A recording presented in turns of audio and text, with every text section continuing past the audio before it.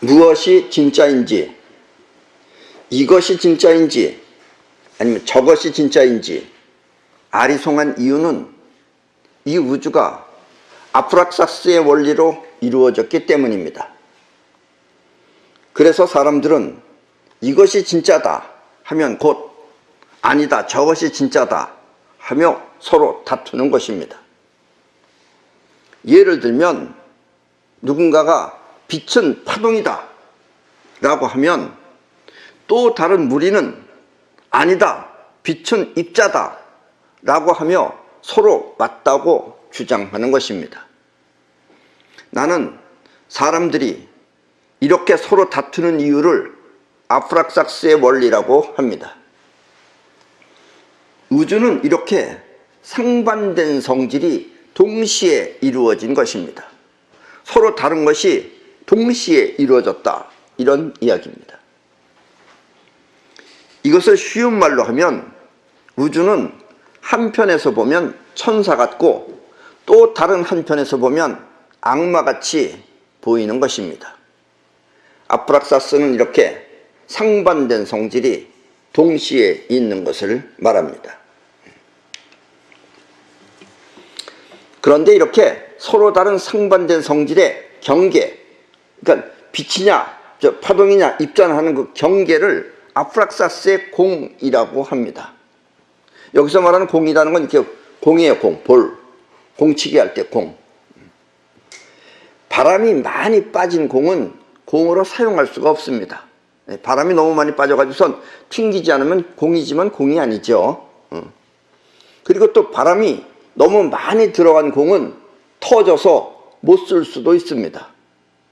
이렇게 바람이 빠져서 못 쓰게 되기 직전의 공과 또 바람이 너무 많이 들어가 터지기 직전의 공을 아프락사스의 공이라고 합니다. 그러니까 공으로서 사용 가능한 공이 아프락사스의 공이다, 이런 얘기예요. 그 경계선을 넘어가 버리면 안 된다라는 이야기입니다. 한마디로 공의 기능을 다할 수 있는 공을 말하는 것입니다. 그게 아프락사스의 공이에요.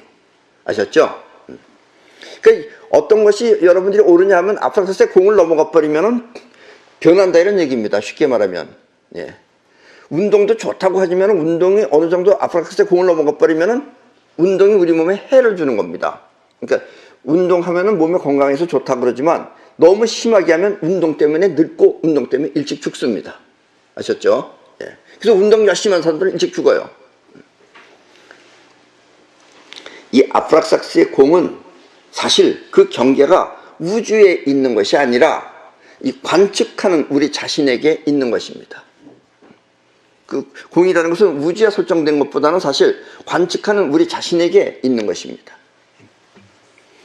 이 말은 빛이 파동처럼 작용하다가 입자처럼 보이는 이유는 우주에 그 경계가 있는 것이 아니라 관측하는 우리 자신에 의해 그렇게 보인다는 뜻입니다.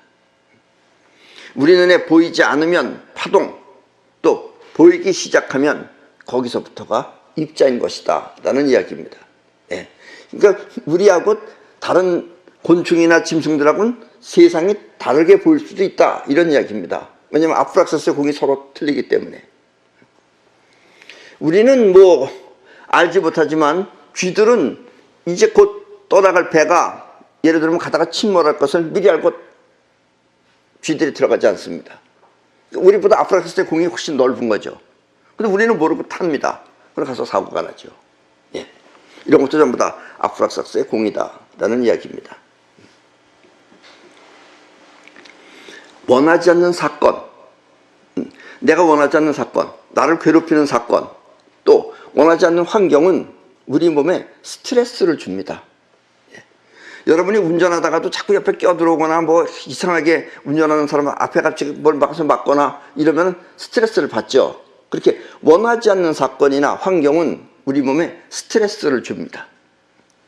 그러면 우리 몸은 이 콩팥 부위, 콩팥에 부신피질에서 코티솔이라고 하는 스트레스 호르몬을 분비합니다. 예.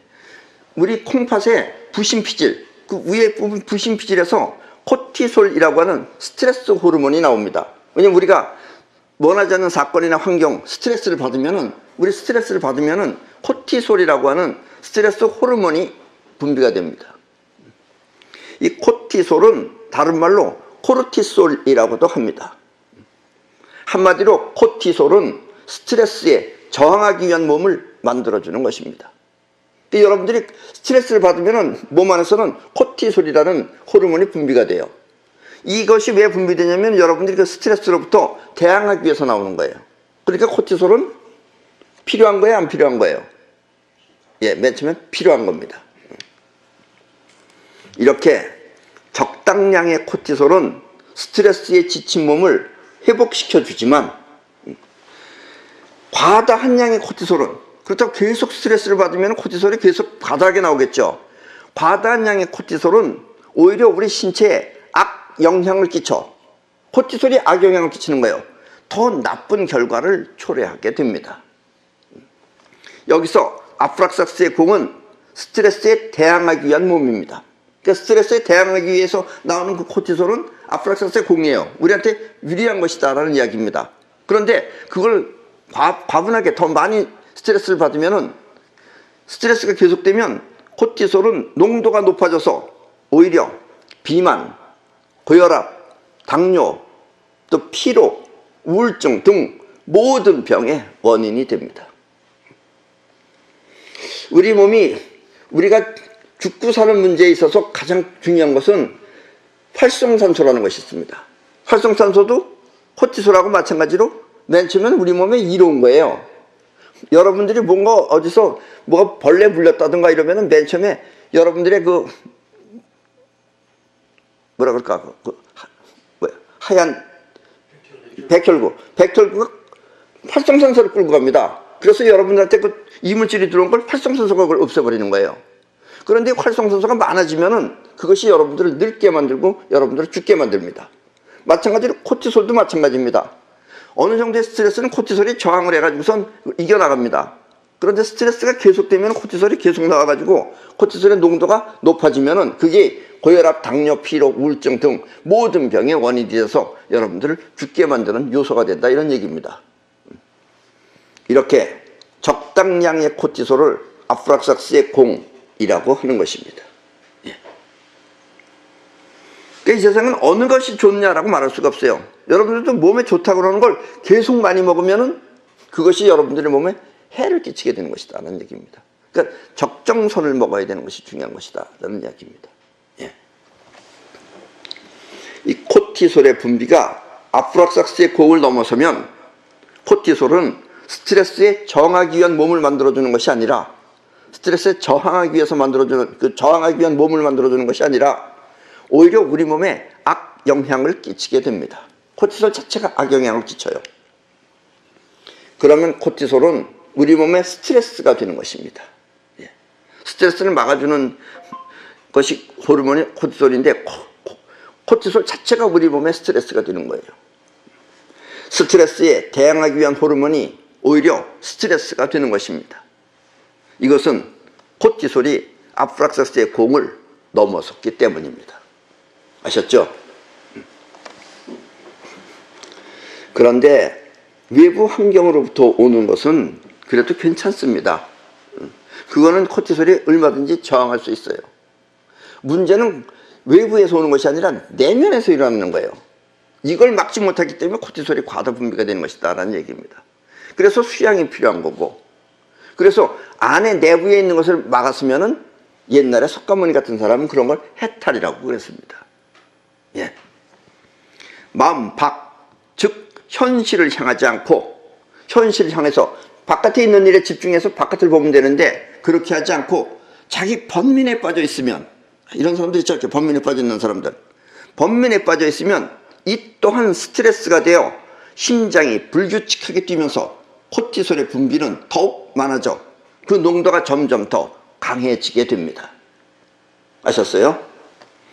그러면 사람들은 코티솔이 안에서 많이 분비가 되면은 사람들은 눈앞의 현실을 바로 볼 수 없습니다. 바로 못 봐요. 그렇게 되면 집중이 안 돼요. 왜냐면 안에 이렇게 하고 있으니까. 그럼 안 보이질 않아요. 어떨 때 들리지도 않아요.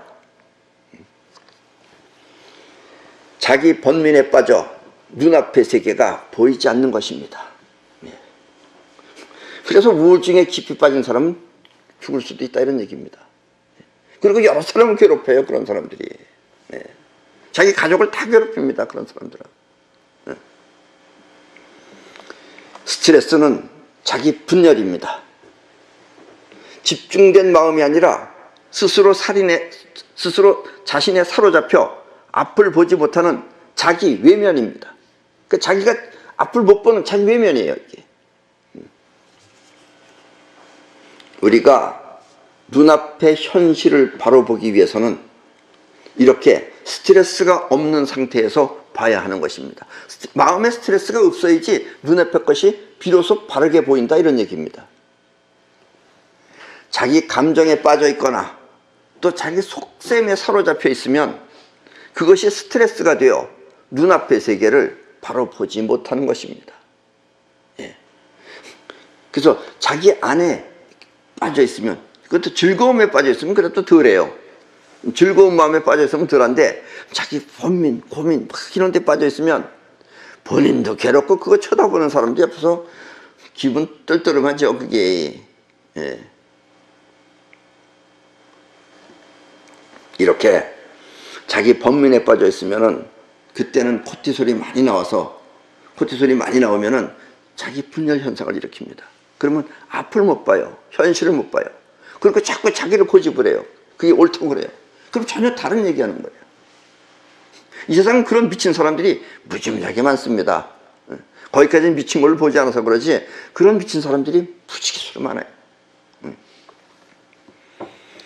예수가 말한 깨어있으라, 이 말은 눈앞의 현실을 바로 보라 라는 뜻입니다. 예수가 제자들을 산으로 데려갔어요. 그리고 자기가 기도할 때 제자들이 뒤에서 그 추운 산 위에서 잠 자겠어요? 안 자겠어요? 안 자죠. 그래서 예수가 뒤돌아보면서 얘기했어요. 깨어있으라 라고. 그거는 눈 뜨고 있으라는 뜻이 아니에요. 걔네들이 뭐하나 자기 속 안에 깊이 빠져 있으니까 깨어있으라 라고 말한 겁니다. 결코 스트레스에 사로잡혀 현실을 자기식으로 바라보지 말라는 뜻입니다. 스트레스에 빠져 있으면 자기식으로 보여요. 특히 부부들 가운데는 자기 속 안에 빠져 있으면 전부 다 엉뚱하게 보이는 겁니다. 그래서 남편이 어디 가서 점쟁이가 또 남편이 바람 핀다 그러면 남편을 잡아 죽이려고 그러고, 남편이 들어오자마자 선풍기를 집어 던져가지고 선풍기 대가리를 다 모가지고 부러뜨려 놓고, 이런 미친 짓을 하는 거예요. 이게 본인은 그 미친 짓이죠. 그게 다 자기 번민에 빠져 있기 때문에 그렇게 되니까 현실을 전혀 못 보는 거예요. 사람은 자기 감정에 빠져 있거나 자기 번민에 사로잡혀 있으면 그것이 스트레스가 되어 눈앞의 현실을 바로 보지 못하는 것입니다. 그러면 그 번민과 걱정은 영혼에 각인되어 영혼은 그와 같은 파장을 미래에 계속 불러오는 것입니다. 그러면 사사건건이 그런 것 같이 보여요. 그러면 현실은 또 다시 스트레스가 되어 그 스트레스는 암과 같은 고질병을 끌어들여 끝내는 이 세상을 떠나게 되는 것입니다. 그런 사람이 이제 암에 걸리는 거예요. 자기 번민에 빠져 있는 사람이 암에 걸리는 거예요. 여러분, 이 상식하고 우리가 이 자기 내면의 세계를 잘 알고 사는 것하고는 틀립니다. 요즘은 지금 중국에서 무슨 우한폐렴이라고, 그 동네 이름이 우한이에요. 우한 떨고 있어요 지금. 그래서 우한폐렴에 걸린다 그러니까 또 요즘은 한국에서, 대한민국도 마찬가지입니다. 바깥에 나가보세요. 다 마스크 쓰고 다녀요. 물론 마스크가 어느 정도 그걸 방어를 해주겠죠. 근데 중요한 건 그게 아니고, 마스크 쓰는 건 문제 없습니다. 중국에 갈 때는 마스크 쓰고 가는 게 좋습니다. 그런데 마스크 써야지, 그럼 마스크만 쓰면 되는데 내가 폐렴에 걸리면 어떡하나 이러고 받아들이면은, 그런 의미에서 마스크를 쓰면 그 사람이 걸릴 수 있는 거예요. 자기가 불러들이는 거예요. 그게 영혼의 우한폐렴이 감흥이 되면은 그 마음이, 그 영혼이 우한폐렴을 불러들입니다. 이건 몰라요. 많은 사람들이 이걸 몰라요. 마스크 쓴 사람 가운데는 걸릴 수 있는데 마스크 벗은 사람 가운데는 오히려 안 걸려요. 이런 걸 여러분들이 잘 생각하셔야 됩니다. 그러니까 병원에 검진하러 자꾸 가는 사람이 검진을 계속해 보세요. 언젠간 나타나요. 왜냐면 기다렸기 때문에. 네, 이게 조금 일반적인 의학 상식하고는 좀 다른 얘기지만 이 점을 여러분들이 잘 생각하셔야 됩니다.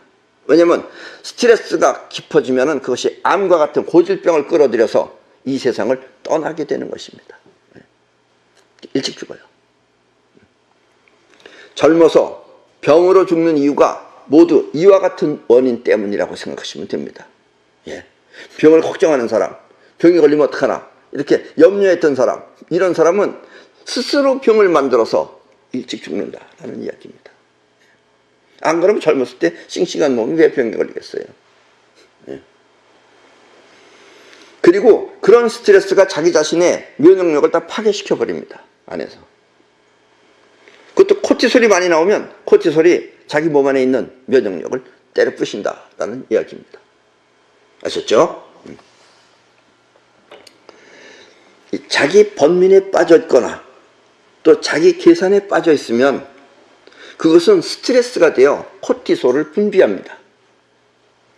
그러나 그 분비가 도가 지나치면 어느 정도 적당히 나오면 그것이 몸을 건강하게 해주는데 분비가 도가 지나치면 그것은 자기 분열이 되어 눈앞의 현실을 바로 보지 못하는 것입니다.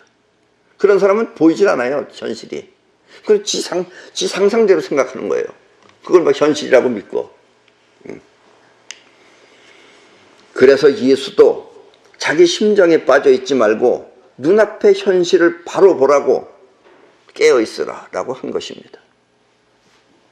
문제는 이렇게 자기도 모르게 자기 세계에 빠지는 것을 어떻게 막는가 하는 방법을 알지 못하고 있다는 것입니다.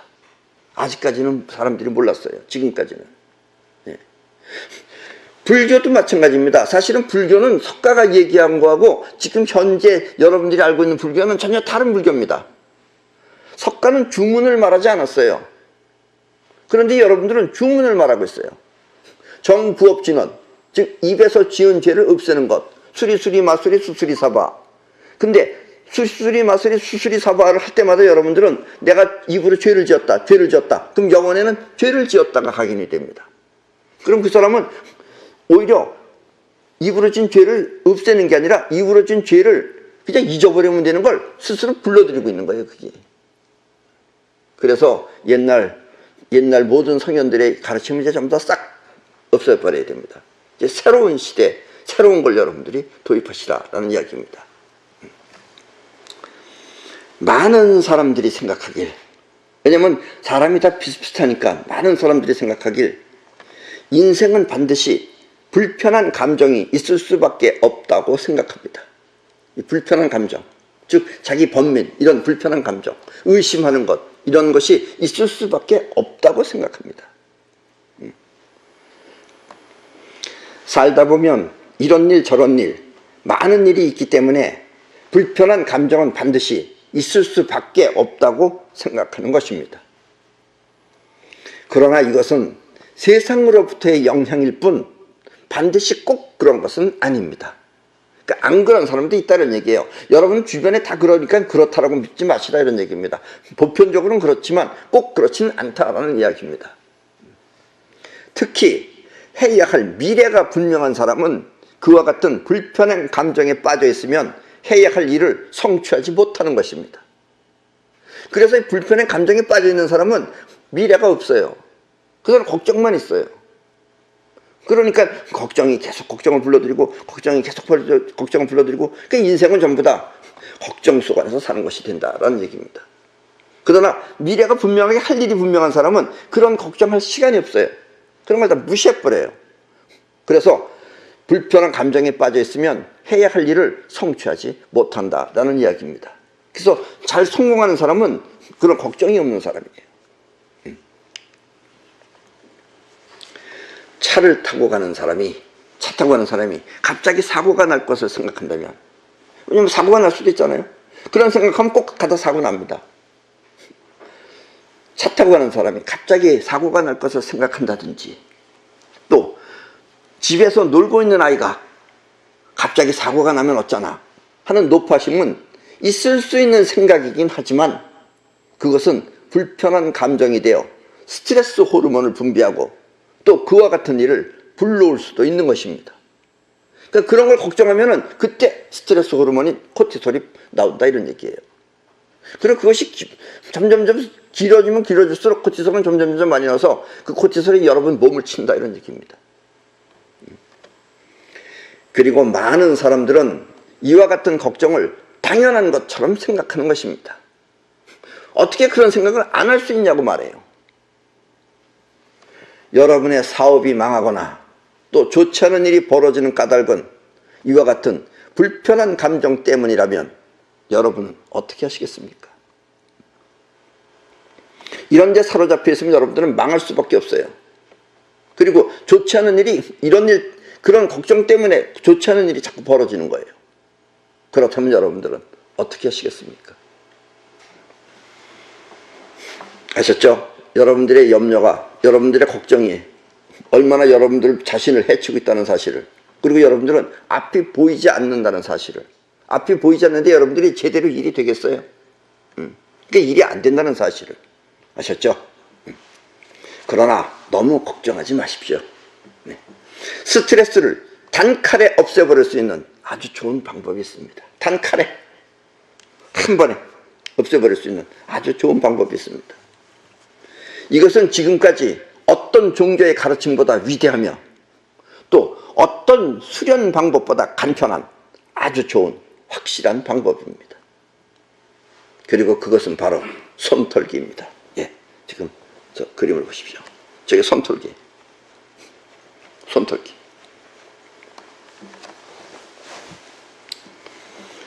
우리 영혼은, 우리는 자의식과 영혼을 가지고 있죠. 자의식은 의식이고 영혼은 무의식입니다.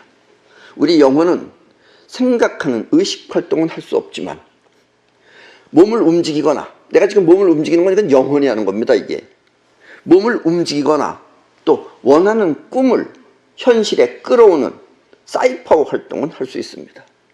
그러니까 우리 영혼이 하는 것은, 영혼은 생각을 못해요. 생각은 못하지만 몸을 움직인다든가, 즉 행동을 한다든가, 아니면은 여러분들의 꿈, 영혼에 각인된 여러분들의 이미지, 그거를 여러분들은 현실에서 끌어오는 사이퍼 활동을 영혼은 합니다.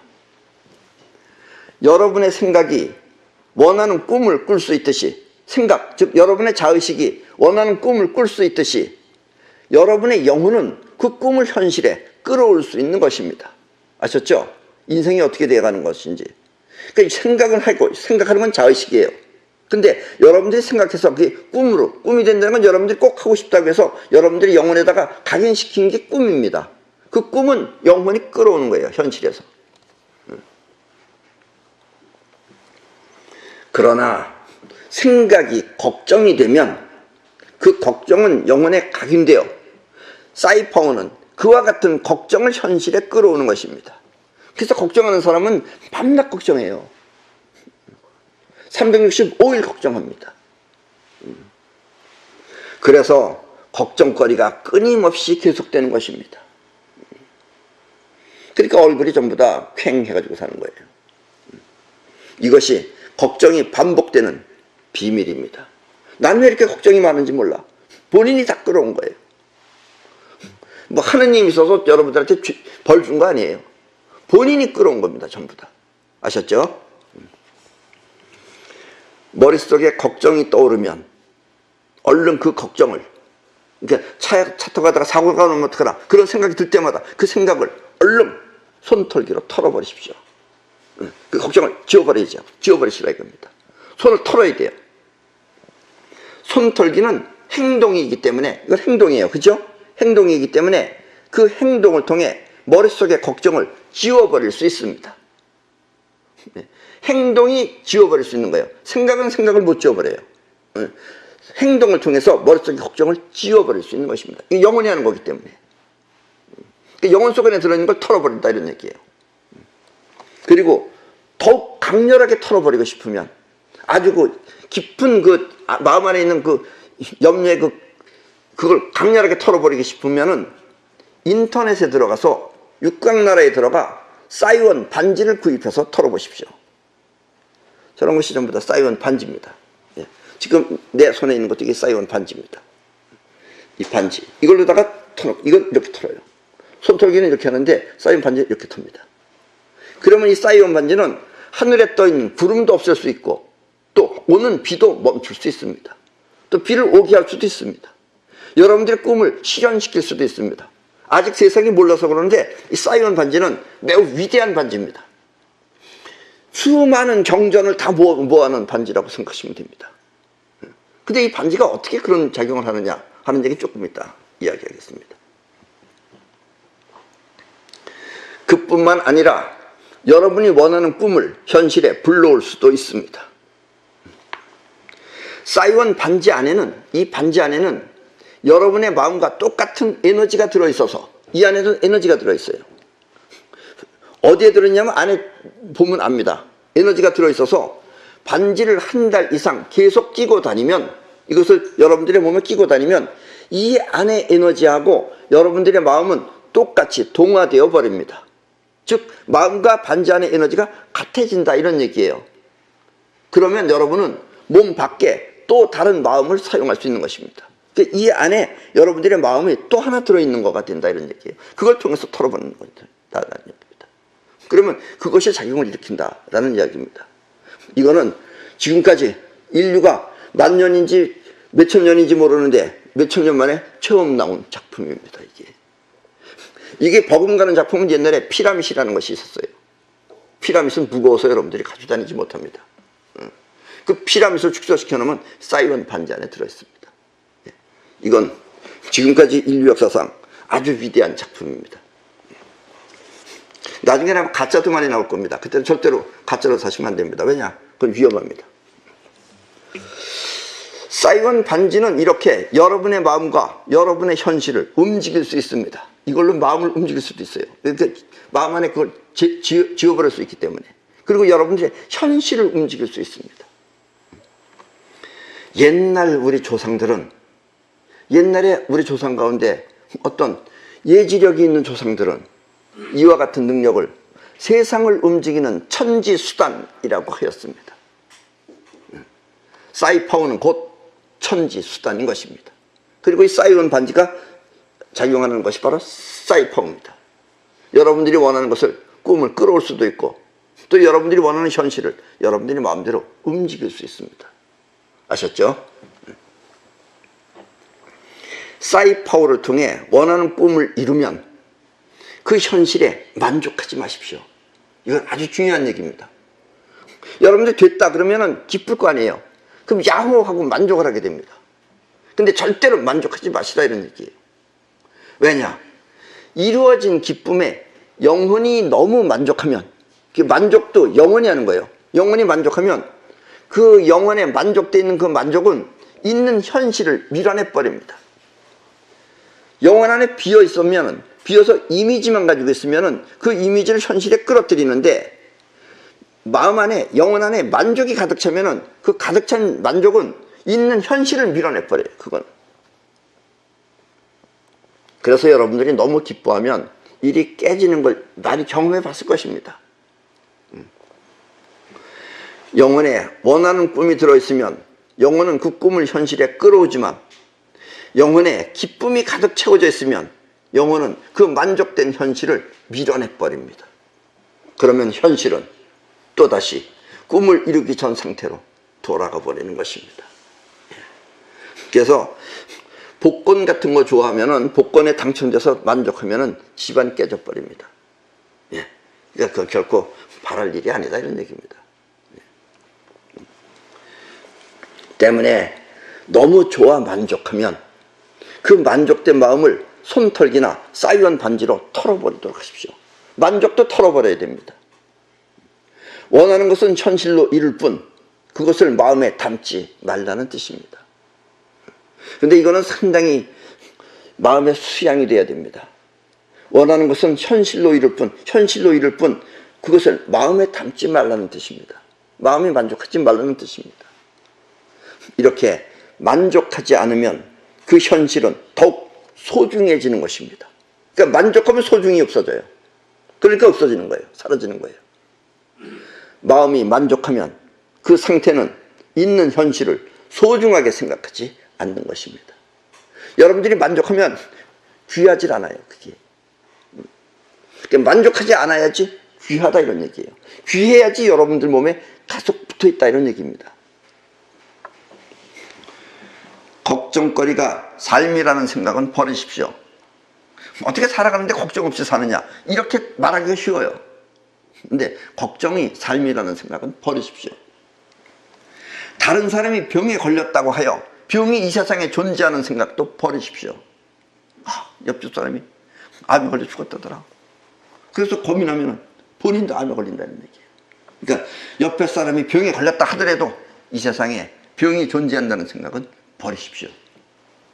남들이 망했다고 해서 망할 수 있는 것이 인생이라는 생각도 버리십시오. 몇 천억을 벌었다 그러면서 만족했기 때문에 다 거지가 돼가지고 그런 연예인들 많아요. 한동안 잘 번다고 하면서 문제는 다 망한 거. 그래서 많잖아요. 우리는 주변에서 많이 볼 수 있잖아요. 텔레비 보면. 이렇게 부정적이고 불행한 일은 나와 전혀 상관이 없다고 믿으십시오. 그건 나하고는 관계없다고 그렇게 믿으십시오. 일이 잘 되었다고 그 성과에 만족하지도 마십시오. 안심을 해도 좋습니다. 됐구나 하고 안심하면 이게 진짜예요. 근데 만족하는 사람은 수양이 부족한 사람이에요. 그런 사람은 곧 없어집니다. 그게. 만족하면 그 일은 다시 사라져 버립니다. 때문에 이와 같은 생각이 떠오르면 얼른 손털기로 지워버리십시오. 마음의 만족은 쌓여온 반지로 털어버리십시오. 만족한 마음 털어버리고 다시 비워놓으라 이런 얘기예요. 비우면 여러분들이 소중해집니다. 그것들이 여러분들이 가지고 있는 게 여러분들이 이룬 성과가 소중해져요. 그러면 나의 인생에 그와 같은 일은 없을 것입니다. 아셨죠? 이게 비밀입니다. 아주 중요한 비밀입니다. 사람들은 생각합니다. 걱정도 없고 만족도 없으면 무슨 재미로 사느냐고 말입니다. 그런 것도 생각해요. 사람들. 걱정도 좀 있어야 된다 이거죠. 나는 내가 컨설팅 봐주고 있는 회사들이 있습니다. 그래서 그 회사들은 거의 다 본인들은 몰라요. 그 직원들을 내가 뒤에서 뽑습니다. 본인하고 직접 보지도 않습니다. 그래서 가능한 한 문제 일으킬 사람을 뽑지 않습니다. 그렇게 해서 한 10년이고 지나면 또 거기 있는 사람 중에 누군가가 거기 있는 쉽게 말하면 간부 중에 누군가가 나한테 얘기합니다. 가끔씩. 창립 기념일 같은 때 가면은 우리 회사는 왜 이렇게 문제를 일으킨 사람이 없는지 모르겠다고. 문제를 좀 일으켜야지 좀 재미도 있을 텐데 말입니다. 재미 같은 소리 하고 있는데 한번 당해봐라. 세상사가 다 힘든 게 다 인간들이 다 문제 일으키는 거다 그게. 그래서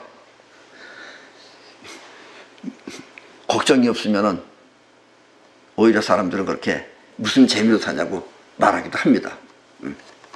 그러나 걱정도 없고 만족도 없다 하여 그 삶이 무미 건조한 것은 아닙니다. 절대 아닙니다. 있는 현실이 소중한 삶은 그 자체만으로도 설명할 수 없는 절대적인 즐거움이 있는 것입니다. 그러니까 있는 현실이 소중한 삶은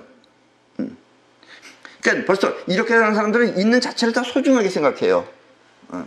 있는 현실이 소중한 삶은 그 자체만으로도 설명할 수 없는 그런 절대적인 즐거움이 있는 것입니다.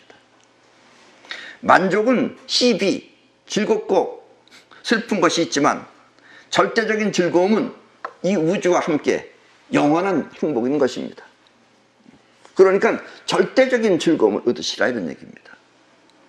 옛날에 일본의 마쓰시다 고노스케는 그런 절대적인 즐거움을 도락이라고 했습니다.